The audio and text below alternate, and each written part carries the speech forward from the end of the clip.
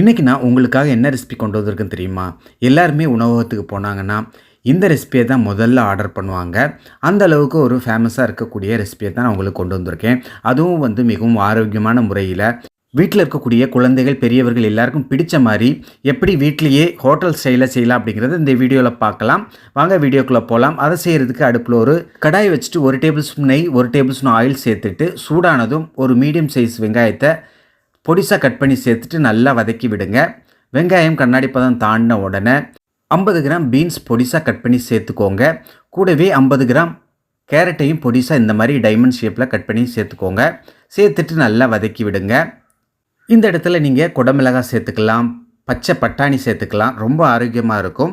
அது வந்து ஓரளவு வதங்கி வரணும்.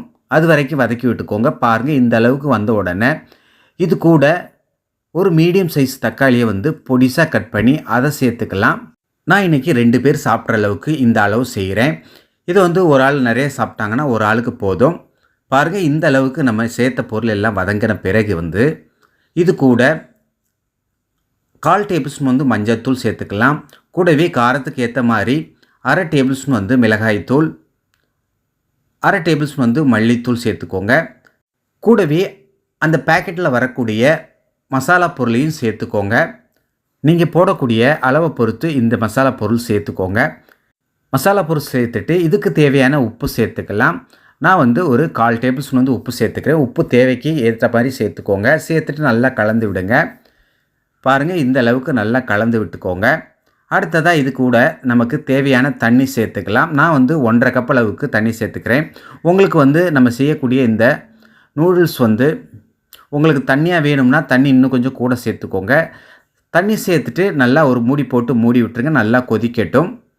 பாருங்கள், இந்த அளவு கொதி வந்த உடனே நம்ம எடுத்து வச்சுருக்கிற அந்த நூடுல்ஸை மெதுவாக சேர்த்துக்கோங்க. 1 பை 1 சேர்த்துக்கோங்க. நான் இன்றைக்கி வந்து ஒரு நூடுல்ஸ் பேக்கெட்டில் உள்ளதை முழுசாக சேர்த்துருக்கிறேன். சேர்த்துட்டு நல்லா கலந்து விடுங்க. நீங்கள் இந்த மாதிரி காய்கறி போட்டு செஞ்சு கொடுத்தீங்க அப்படின்னா குழந்தைகள் வந்து ரொம்ப விரும்பி சாப்பிடுவாங்க. ரொம்ப ஆரோக்கியமானது கூட. அதே நேரத்தில் சுத்தமாகவும் நம்ம செஞ்சிடலாம். இப்போ கலந்து விட்டுட்டு ஒரு மூடி போட்டு மூடி வச்சுருங்க. ஒரு 2 நிமிஷம் அப்படியே மூடி இருக்கட்டும். இப்போ 2 நிமிஷம் கழித்து திறந்து பாருங்கள். நான் இன்றைக்கி வந்து ஜூஸியாக செய்யலை. எனக்கு வந்து கொஞ்சம் திக்காக செஞ்சு சாப்பிட்ணுன்னு ஆசை. அதனால் இந்த பக்குவத்தில் செய்கிறேன். அவ்வளவுதான், சூப்பராக ரெடி ஆயிடுச்சு. இது கூட வந்து கடைசியாக கொஞ்சமாக கொத்தமல்லி தலையை தூவிட்டு நீங்கள் சாப்பிட்டீங்கன்னா ஆஹா, அட்டகாசமாக இருக்கும். நண்பர்களே, யாருக்கு இந்த பக்குவத்தில் செஞ்சது பிடிச்சிருக்கு அப்படிங்கிறத கமெண்ட் பாக்ஸில் தெரியப்படுத்துங்க.